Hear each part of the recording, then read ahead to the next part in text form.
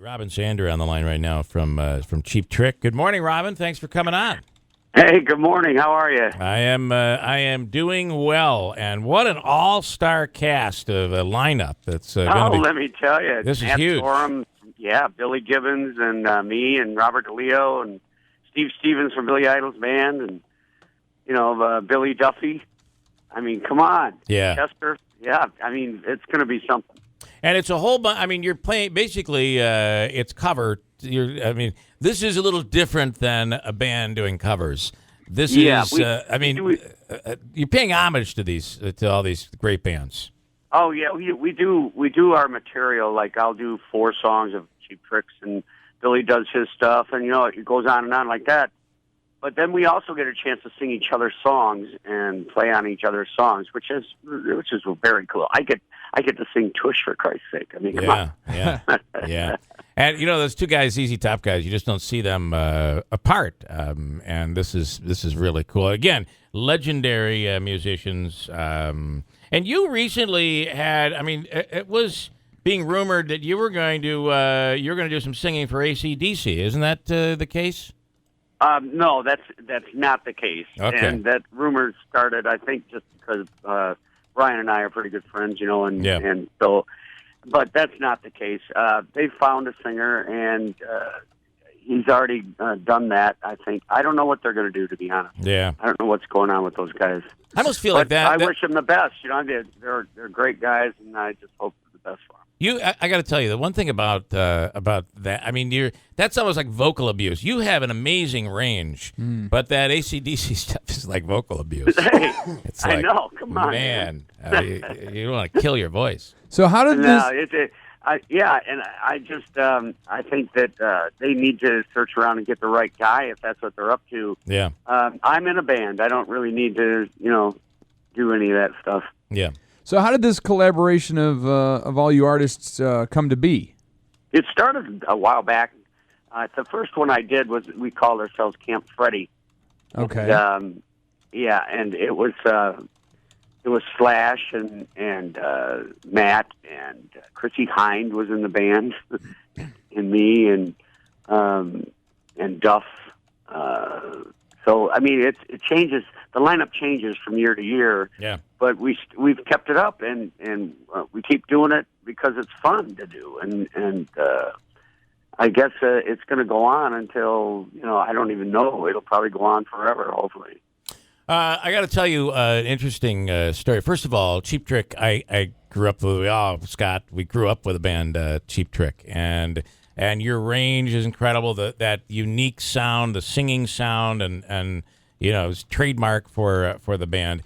And I found a little interesting tidbit. You currently live in Florida, right? Is that That's correct. Yeah, you're going to love the weather up here, but you know the weather. You know the weather up here because you married a girl from Syracuse, right? That's correct.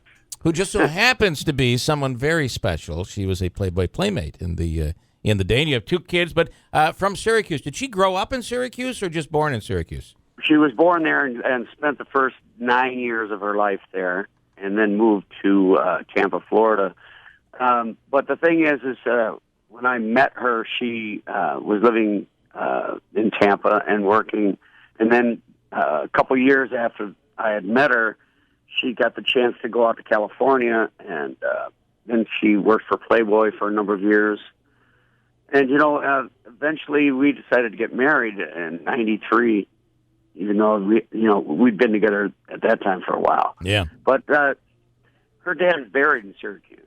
Oh, I didn't know that. Wow. Yeah, and her whole family lived up there, her grandma and grandpa and everybody. But when we got married and decided to have a child, we decided to move to Tampa to be close to Grandma. Yeah. Otherwise, Grandma wouldn't speak to me. Listen, that's where I got to tell you, that's where all New Yorkers go anyway. We all go to Florida at some point. Yeah, they're going to heading off to. But we've been there 23 years now. We love it. Is your wife a musician too? No. No. Okay. She sings around the house. Okay. My mother always used to say, I play instruments. I play the radio. That's what I play. Okay, so, but this is, I got to tell you, the show is coming up on Thursday at 8 o'clock at the Event Center at the Turning Stone. And Hey, this is going to be so cool. I mean, you guys got to come down and see it. It's great. and really, to get all of these artists together on one stage is really incredible. Yeah, and you'll see. I mean, we all have such a good time. It's loose, and we just have fun with it. All right. And in the future, after this stuff, I mean, anything more on we can expect out of Cheap Trick? Well, you know that we put out a new record, and it came out at the same time we were inducted into the Hall of Fame in April. And actually, April 1st is in Illinois is Cheap Trick Day also, besides being April Fool's Day. Oh, that's probably a cool thing. That's really But cool. yeah, that album's called Bang Zoom Crazy Hello, and you got to check that out because it's still kind of fresh, and we're real proud of it. And then next year we're going to do another one, so stay tuned. Nice, Andrew. And then can you talk briefly about that process of, getting into the Hall of Fame and what your take is on it? I know a lot of different artists have different opinions on the whole Who was thing. it? Was it Tom Petty yelling about somebody was yelling about the what are your thoughts? I mean, you get to vote now, right? Everybody's got their own opinions about Yeah. that, and to me, we 25 or more years ago we were eligible, and so I mean the first 5 years that you're eligible goes by, and you're thinking, wow, we got a chance to get into the Hall of Fame. That's cool. But then 10 years goes by, and you think, well, maybe we're not going to get in the Hall of Fame. And then 15 years goes by, and you're thinking, screw those guys. They don't know what they're talking about anyway. And then, then it happens, and all is forgiven. So it's a neat thing. It's not the end of the world if you don't get in and stuff like that, because you're not in it for that reason. But it's a neat thing to happen. Yeah. It's like baseball players now, I can sign my name and put HOF after it. Yeah, that's really cool. Nice. And who do you think comes next? Who's not in that should be in? Jeff Lynne. Mm. ELO was one of the influential bands for me anyway, because of the Move and the Idle Race that came before them, and had influenced Cheap Trick in so many ways. So I think Jeff Lynne should definitely be in. I voted for him. Yeah. But if I'm not mistaken, ELO, the band, was just inducted, right? So you're talking about Jeff individually? Or were they just a nominee this year? He's just a nominee this year. Oh, But, okay. I see. But when you think of ELO, he is ELO. You think of that band. Yeah. The first record had Roy Wood in it, of course, but after that, it was Jeff. Can I ask you a little politics? You guys got into a little stuff this year with being asked to perform at the Republican National Convention. That's right. They offer you $100,000, and you made some comments. They completely denied it too. After Yeah. I'm neither. I'm sort of apolitical, I guess. I'm not going to endorse anybody. Yeah. I'm not going to get into that mess. But that's the reason. If it were a Democratic convention, I'd have said the same thing. Yeah. Hey, listen, crazy.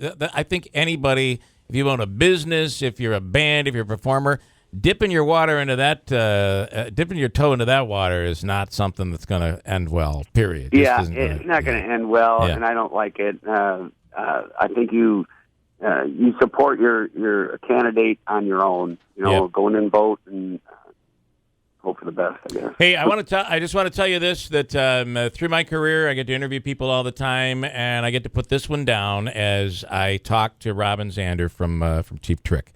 Very, very cool moment. Thank you very much. I appreciate that. And I appreciate it as well. It's a cool moment for me. And Robin, we'll try to be there Thursday night to see you. It's Thursday at 8 o'clock at the Event Center. A full lineup of amazing artists, including Robin. And thanks for coming on this morning. All right, come and check it out. Okay, tickets available, 361-SHOW. Thanks, Robin.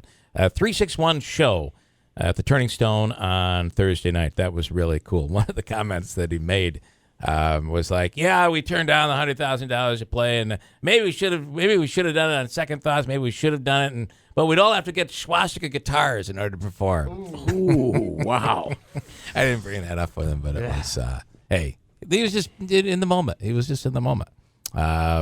It will be a show and a half on Thursday night out at Turning Stone.